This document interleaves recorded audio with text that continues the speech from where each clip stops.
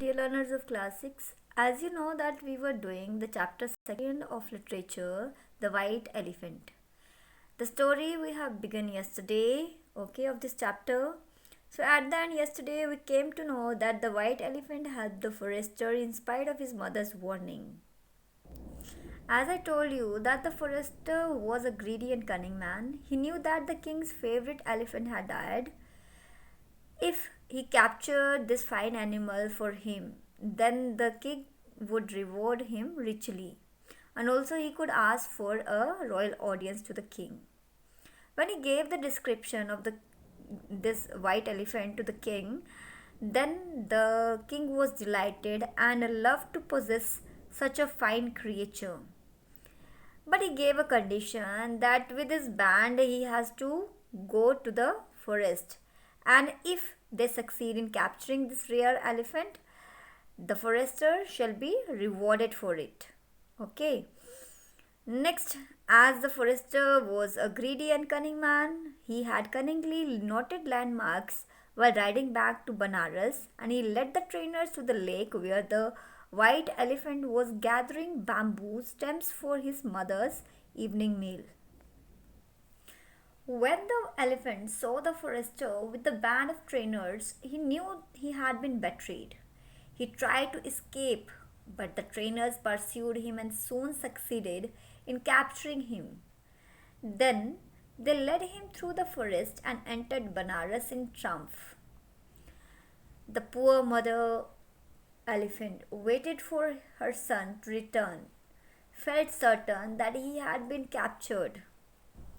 She cried, "What shall she do without him? Who will bring food for her?" and led her to the lotus lake for water. The heart of her son was equally heavy.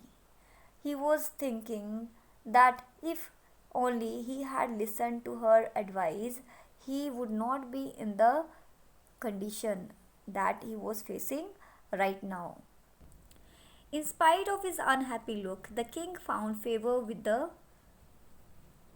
elephant, who declared that he would ride no other animal.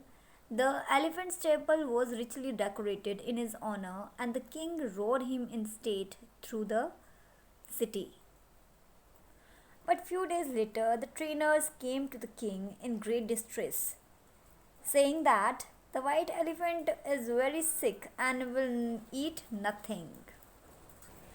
The king hurried to the stable, and when he saw the elephant's look of despair, he said, "Good animal, how you have changed. Why do you refuse to eat? Anything you wish will be granted to you." Then the elephant replied mournfully, "Great king, all I desire is to return to my poor blind mother in the forest. For while she is alone and starving, how can I eat?" Now, the king was a good king, and although he badly wanted the elephant for himself, he said at once, "Noble animal, I give you your freedom to return to your home at once. Go to your mother." The elephant thanked the king with a loud trumpeting and left the city and went crashing back through the forest. When he reached the cave, he found to his joy that his mother was still alive. The white elephant told all his story to her mother. Later, the mother told him that he should have listened to her. Human beings have always brought harm to their race. But at this, the white elephant told that some human beings are equally good. Let's forget the treachery of the forester and think only of the king's goodness. So, dear learners, here your story ended. I hope you have listened carefully and understood it. In this story, we have got the lessons also. The lesson I got that we should be aware of the strangers.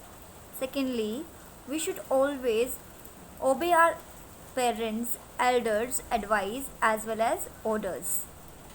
So I hope you will also do the same. Okay, thank you for now.